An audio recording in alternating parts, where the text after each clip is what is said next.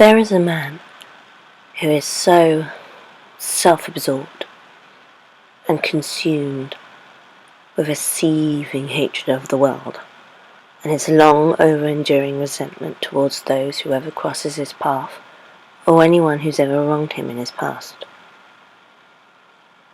There is a lady who is so afraid of the outside world that she would rather stay in her own house than to face any potential threat that could later on harm her or cause any blow to her psyche. There is the unhappy married couple that would rather stay with each other out of comfort than to be by themselves because they are simply too afraid to figure out their own identities, and would rather go home to an unhappy and monotonous relationship. All of these people share one thing in common. The man that is so self-absorbed would rather talk at people than talk to them.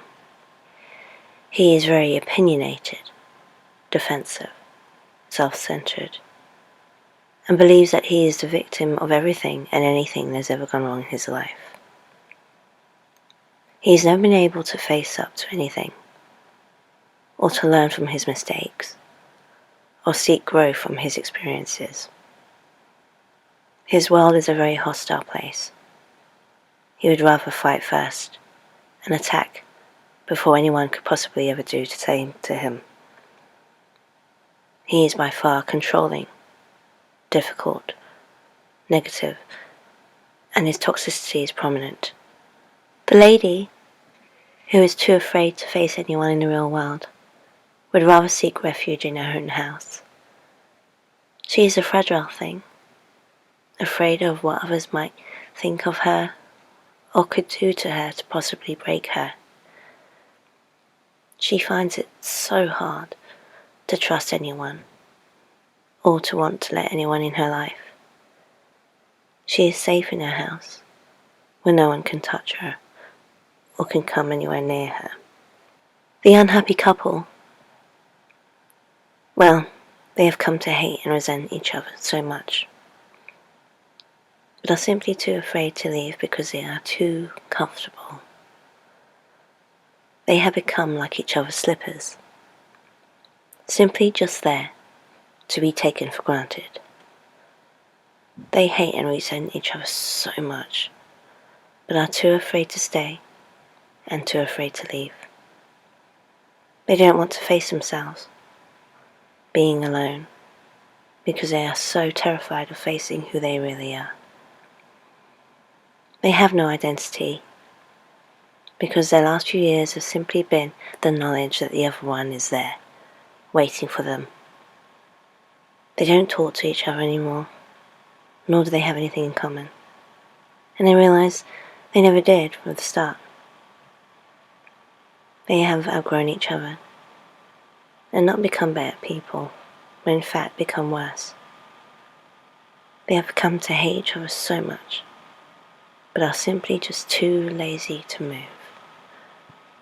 The man who is so self-absorbed has a sad story to tell, but chooses to hide it very well, and wears a mask of defense.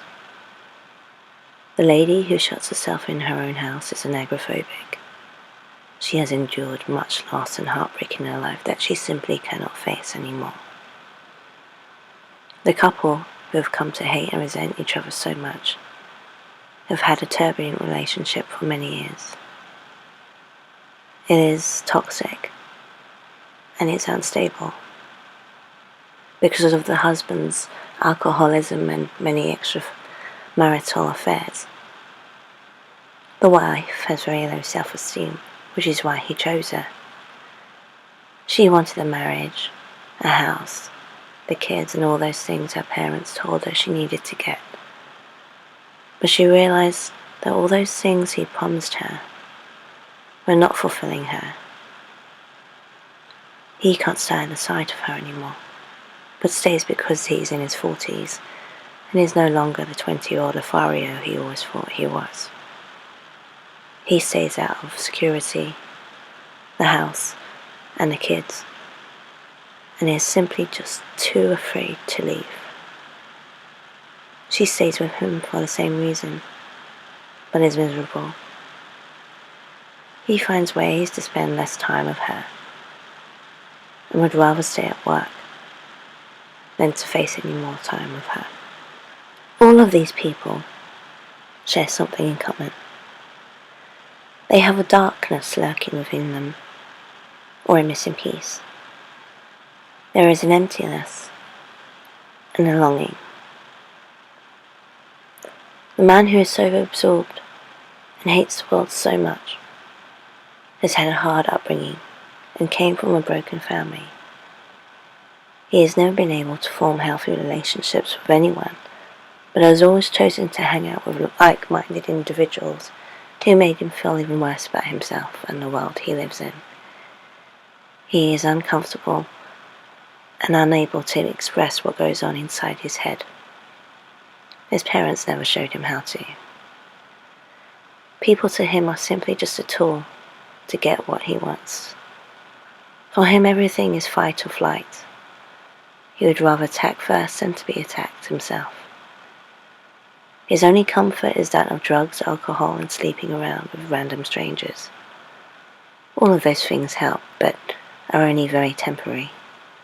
The woman who's afraid of the outside world is an agoraphobic, and has lost many people she's cared about, or been the victim of people she thought cared about her, but turned their backs on her.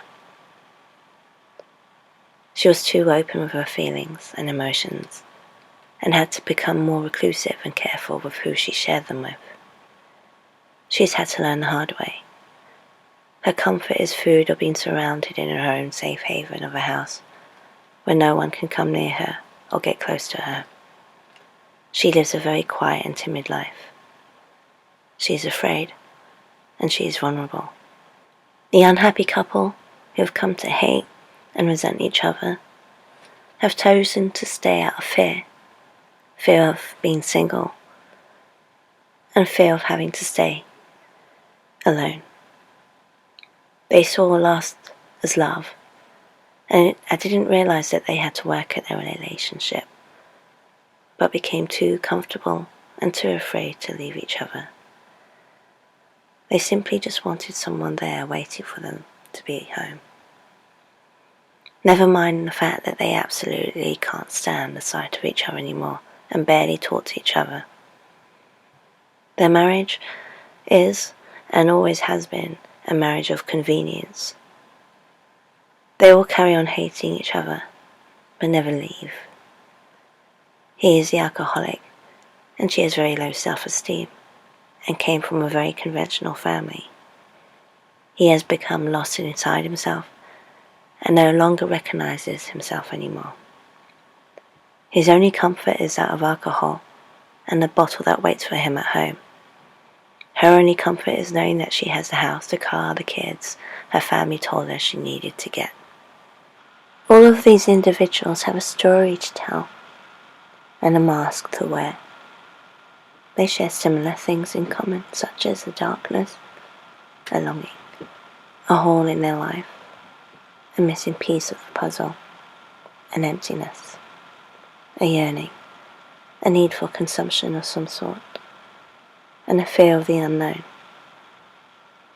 But the one major common denominator that ties all of these individuals together is the biggest elephant in the room, and that of the most prominent one, of a deep, unfulfilled dark void that lurks within them all, and a glimpse of a life that they maybe once could have led.